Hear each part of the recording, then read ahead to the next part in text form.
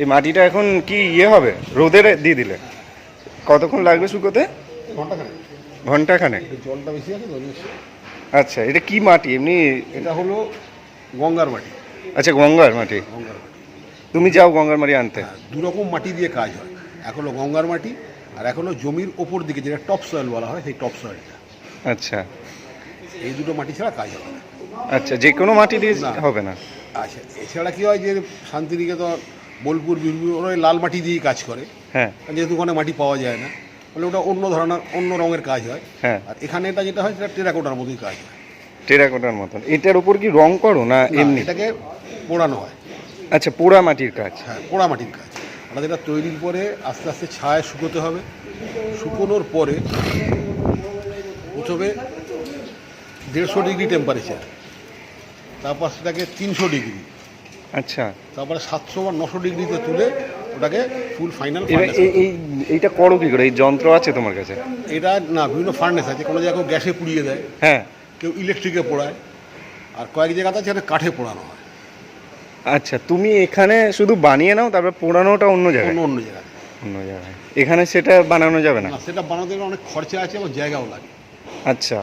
তারপরে কাঠ টাট জ্বালিয়ে করতে হয়, পরিবেশ দূষণ সংক্রান্ত একটা ঝামেলা থেকে যায়। হ্যাঁ হ্যাঁ হ্যাঁ, রিপোর্ট করে দিলে রিপোর্ট করে দিতে পারে। এই ধোঁয়া হচ্ছে, ব্যাস পুরো কাজটাই গেল। হ্যাঁ, তার থেকে যে যাদের লাইসেন্স আছে তারা সেখানে করবে। নিয়ে নিলাম। ঠিক, ঠিক আছে। তা 1 ঘন্টা বাদে এটা হ্যাঁ, এটা হবে? কাজ উপযোগী হবে। ঠিক।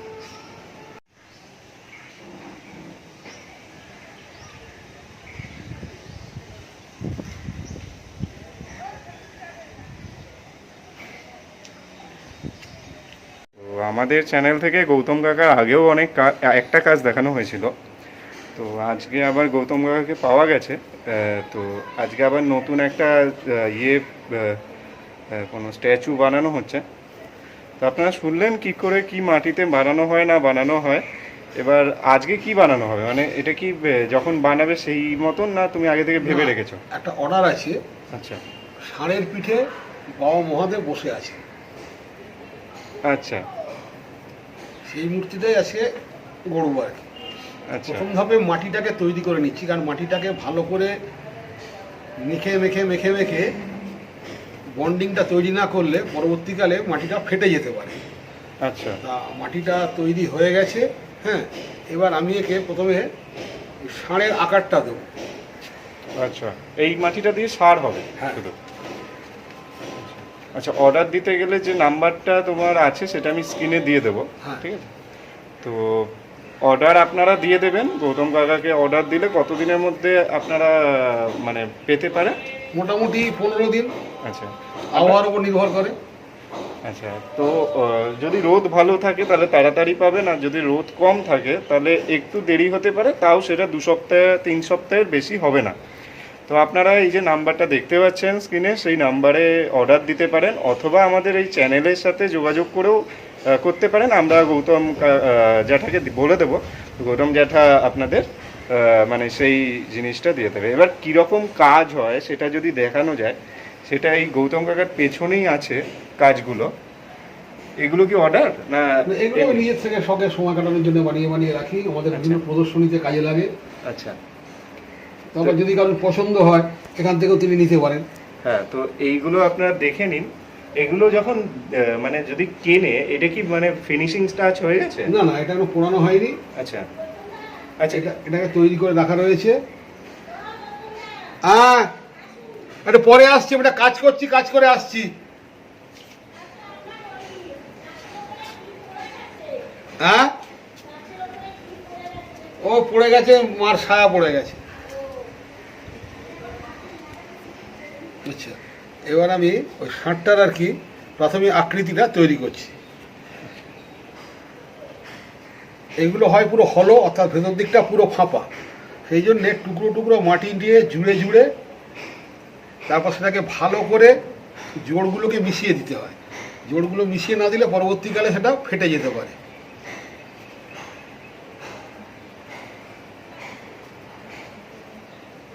এবার তুমি এই যে এটা তৈরি করতে কতক্ষণ সময় লাগে এমনি তোমার? যদি এটা ধরো, এটা নির্ভর করে কাজের আকৃতির ওপরে, হ্যাঁ, আচ্ছা আর আবহাওয়ার ওপরে। আচ্ছা আচ্ছা আচ্ছা আচ্ছা, এখন যেমন আজকের আবহাওয়াটা ঠিক সুবিধের নয়, হ্যাঁ, কখনো রোদ হচ্ছে, কখনো মেঘলা হচ্ছে, কখনো রোদ্দুর হচ্ছে। হ্যাঁ। হুম। আর এটা তো মানে আমরা কোনো কৃত্রিম আলোর সাথে করি না, আমরা প্রাকৃতিক আলোকে ভরসা করেই কাজ করি। হ্যাঁ, তাতে কি হয়, জিনিসটাকে দেখতে বুঝতে সুবিধে হয়। সেটাই।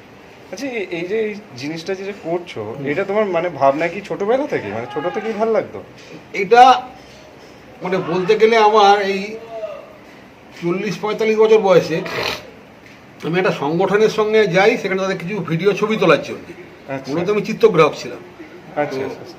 সেইখানে গিয়ে তাদের কাজকর্ম দেখে আমার পছন্দ হয়। আচ্ছা, মানে ছোটবেলাতে এগুলো কিছু করো না না, ছোটবেলাতে ফটোগ্রাফিটা শখ ছিল। ফটোগ্রাফি করতে? আচ্ছা আচ্ছা। সেইখানে যিনি সেই গ্রুপের প্রতিষ্ঠাতা দেবাশিস মল্লিক চৌধুরী, তাকে বলি যে আমি এই কাজটা করতে চাই।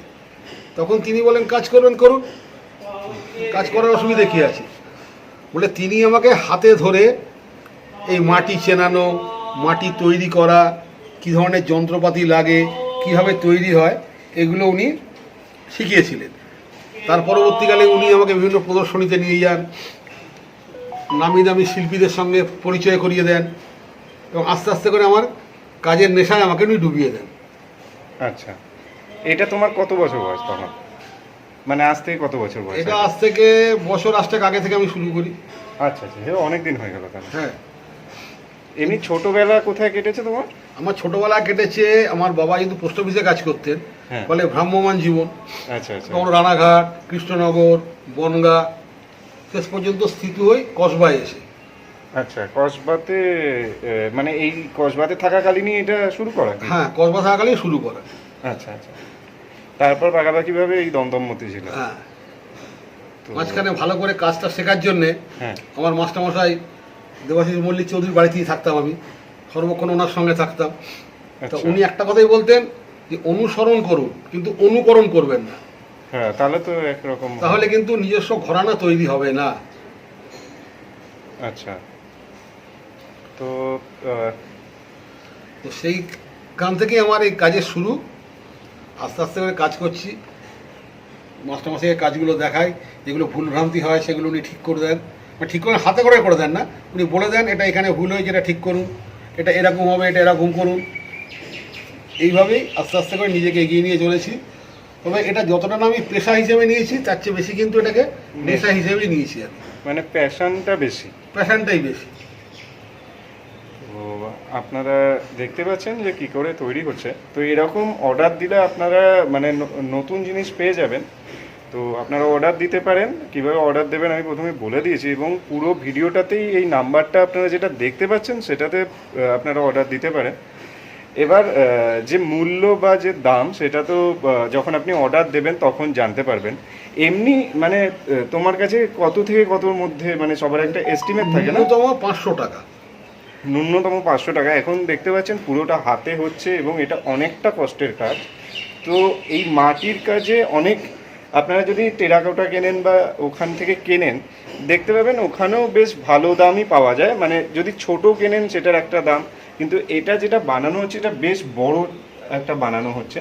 তো মানে আপনাদের সাইজ অনুযায়ী গৌতম জেঠু আপনাদের বলে দেবে আপনাদের কত মূল্য পড়বে। তো সেটার জন্য জানতে হলে আপনাদের এখানে মানে নাম্বারে কন্ট্যাক্ট করতে হবে। তাছাড়া যদি আপনারা নিজেরা আসতে চান, ধরুন আপনারা লোকালিটির মধ্যে আছেন, সেই লোকালিটির মধ্যে থাকতে গেলে আপনারা কোথায় আসবেন না, দমদম মতিঝিল এভিনিউ 47, মতিঝিল এভিনিউ, কলকাতা 700074।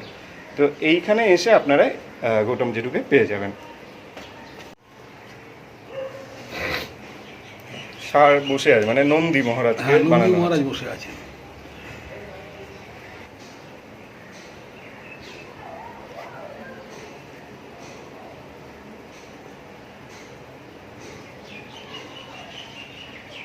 এটা ওই কুচটা তৈরি কুচটা হচ্ছে, তৈরি হচ্ছে।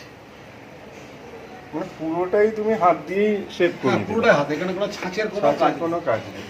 অনেকে থাকে ছাঁচ দিয়ে করলে তাড়াতাড়ি হয়ে যায়, কাজ হয়ে যায়, দামও সস্তা হয়। দামে সস্তা হয়। আচ্ছা, তাড়াতাড়ি। যেগুলো দামে সস্তা হয় সেগুলো মানে ছাঁচে। হ্যাঁ, ছাঁচ। তা ছাঁচের করো না কেন? তাতে মানে ছাঁচে করলে নিজস্বতা থাকে না, সবগুলোই একই ধরনের হয়, আচ্ছা, কোনো বৈচিত্র্য থাকে না কাজে। হ্যাঁ, যেটা হাতে যেটা পাওয়া যায়, মানে হস্তশিল্প যেটাকে বলা হয়, হ্যাঁ, সেইটা থাকে না। সেটা থাকে না।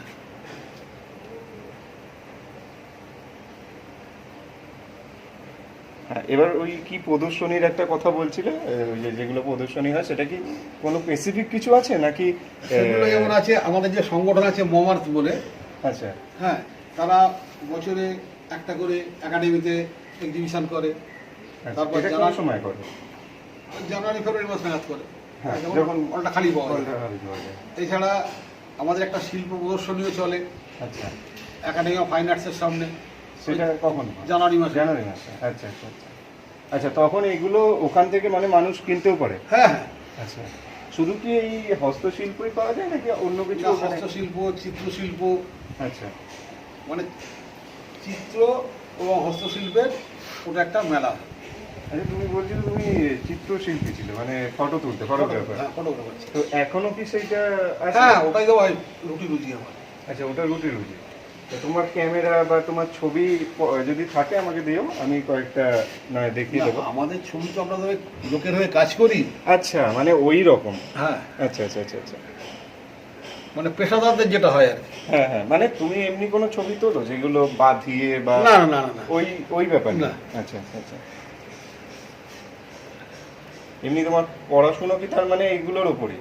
হ্যাঁ, আচ্ছা,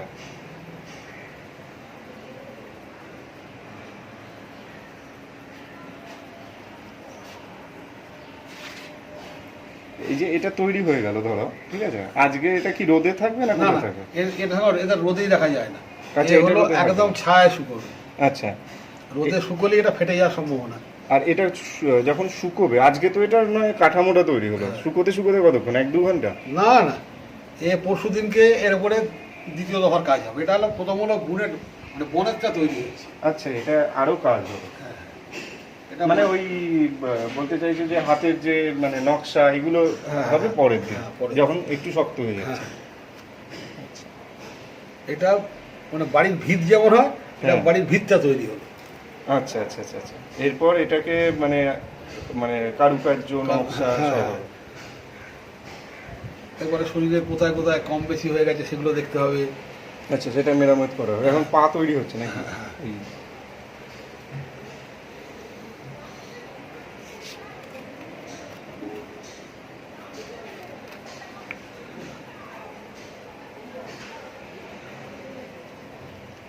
তো এই যে যেগুলো করছো এতে সরঞ্জাম কি লাগছে? এদিকে দেখতে পাচ্ছি অনেক সরঞ্জাম রাখা আছে। এগুলো আমাদের কি? মূলত হয় 3 ধরনের সরঞ্জাম পাওয়া যায়। একটা হলো কাঠের, হ্যাঁ একটা হয় স্টিলের, আর একটা হয় ওই মোষের শিং দিয়ে। কিন্তু আমরা যারা অধিকাংশ যারা কাজ করি, হ্যাঁ। তাই নিজেদের মতো করে আর কি যন্ত্রপাতি কিছু বানিয়ে নিই নিজেদের আচ্ছা, কাজের সুবিধা। এটা কি বেতের তৈরি করা? না, এটা বাঁশ থেকে। বাস থেকে। আচ্ছা আচ্ছা।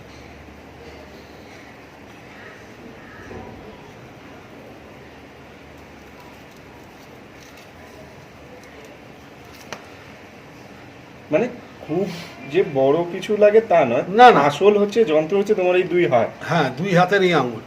2 হাতের এই আঙুল।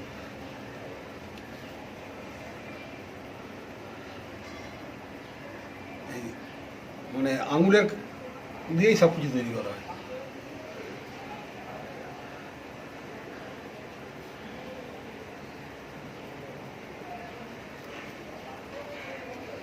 তো ওই পাশটা তোমরা দেখলে, এই পাশটা তোমরা দেখে নিচ্ছ। তো এখানে যেটা দেখতে পাচ্ছ এটা এখনো পুরো কাঠামো তৈরি হয়নি। এটা জাস্ট ওই ধরো মূর্তি তৈরি হচ্ছে তার আগে যে খড়ের যে জিনিসটা তৈরি হয়, ভাবো সেই জিনিসটা তৈরি হচ্ছে মাটি দিয়ে, কারণ এটা এখনো মানে একদম শুরু, মানে শুরু একদম স্টেট আছে, প্রাথমিক একদম পর্যায়ে। প্রাথমিক পর্যায়ে। তো নন্দী মহারাজ তৈরি হয়ে গেছে। বাবা ভোলানাথ কি আজকেই তৈরি হবে? না না, ওটা পরে হবে। এটা আগে শেষ হবে, তার উপরে বসানো হবে। আচ্ছা, এটাকে শক্ত হতে হবে, হ্যাঁ। তারপরে বাবা নন্দী মহারাজ এবার আসীন হবে। হ্যাঁ, তারপরে মহাদেবের মূর্তি তৈরি হবে। সেটা 2 দিন 1.5 দিন লাগে। তো ওটার জন্য কি আবার কোনো দরকার পড়ে না? না না, ওটা একদম ছায়ায়। যখন আপনারা মাটির জিনিস তৈরি করছেন, তো মাটির জিনিস তৈরি করার পর প্রথমে তো দেখেছেন মাটিটা মানে ওই গঙ্গা মাটি আর নয়তো ওপরের যে মাটির স্তরটা থাকে সেই মাটিটা, যে কোনো মাটি দিয়ে এইসব তৈরি করা হয়। তো এইগুলো দেখে নিয়েছেন যে কিভাবে হচ্ছে না হচ্ছে পুরো ভিডিওতে। আর ভিডিওটা যদি আপনারা প্রথম দেখে থাকেন তাহলে প্লিজ আমার চ্যানেলটাকে শেয়ার করে দেবেন। এই ভিডিওটা অবশ্যই শেয়ার করে দেবেন, কারণ এরকম কাজ এরকম কাজ খুব কম হয় এখন, মানে এখন যেহেতু যন্ত্র নির্ভর বা খুব অ্যাডভান্স হয়ে যাচ্ছে, কিন্তু সেই অ্যাডভান্স কারা তৈরি করছে? মানুষই তৈরি করছে। সেই মানুষের হাতের কাজ, যেই হস্তশিল্প কমে কমে বিলুপ্ত হওয়ার পথে। তো সেইখানে আমরা এখানে গৌতম জেঠুকে পেয়েছি। তো গৌতম জেঠু এই কাজগুলো করে। তো বারবার বলছি, যদি আপনাদের যারা হস্তশিল্পকে খুব ভালোবাসেন তারা গৌতম জেঠুর সাথে যোগাযোগ করতে পারেন, তারা গৌতম জেঠুর কাছ থেকে কাজগুলো দেখতে পারেন। কাজগুলো পেছনে আমরা দেখিয়ে দিয়েছি অলরেডি, ওগুলো এখনও ফিনিশিং হয়নি, ওটার জাস্ট কাঠামো তৈরি হয়েছে। তারপর আপনারা যদি অর্ডার দেন, ওটা পুড়িয়ে কীভাবে পোড়াতে হয় না পোড়াতে হয় সেটার একটা প্রাথমিক আইডিয়া গৌতম জেঠু বলেছে। তো সেইটাতে আপনারা করবেন। আর একটা কথা, যদি ভালো লাগে তাহলে আমাদের ফেসবুক পেজ সুকান্বেষী ব্যোমকেশ ফলো করে দেবেন, আর এক্সপ্লোরিং সুকান্বেষী ব্যোমকেশ আপনারা সাবস্ক্রাইব করে দেবেন।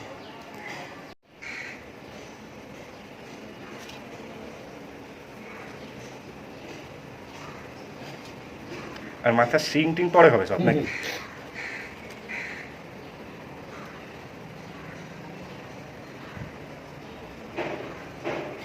এটা কি দিয়ে বানাচ্ছ? গঙ্গা মাটি দিয়ে? হ্যাঁ, গঙ্গামাটি। আচ্ছা, তুমি বেশিরভাগ গঙ্গা মাটি দিয়ে করো? হ্যাঁ, কারণ যেহেতু কলকাতার কাছে কুমারটুলি রয়েছে, হ্যাঁ, কুমারটুলি থেকে মাটিগুলো কিনতে পাওয়া যায়। আচ্ছা, কিনতে হয়? গঙ্গা থেকে তুলে আনা যায় না, কারণ এগুলো ফলতা, গঙ্গার যেখানে ফলতা, যেখানে প্রায় সমুদ্রের কাছাকাছি অঞ্চল, আচ্ছা, সেইখানে যে পলিটা জমে, সেই আচ্ছা, পলিটা দিয়েই কাজ হয়।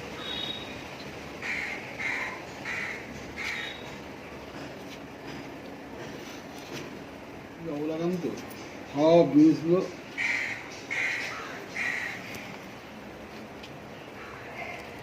বলো কি বলছিলে? এই যে সব যন্ত্রপাতিগুলো কি নিজেদের মতো করে তৈরি করে নিতে হয়, আচ্ছা, নিজের কাজের সুবিধের জন্য। আচ্ছা, আচ্ছা, প্রথম অবস্থায় যারা ছাত্রছাত্রী আর্ট কলেজে, তারা ওই সব কেনা যন্ত্র দিয়ে কাজ শেখে।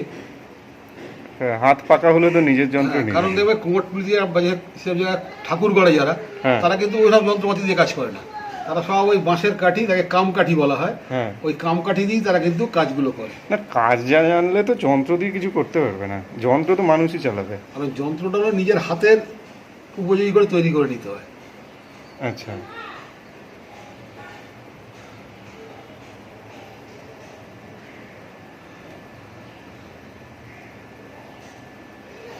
এমনি তোমার এখন কত বয়স হয়েছে? আমার এখন 65 বছর। আচ্ছা, আমি আসছি আসছি আসছি।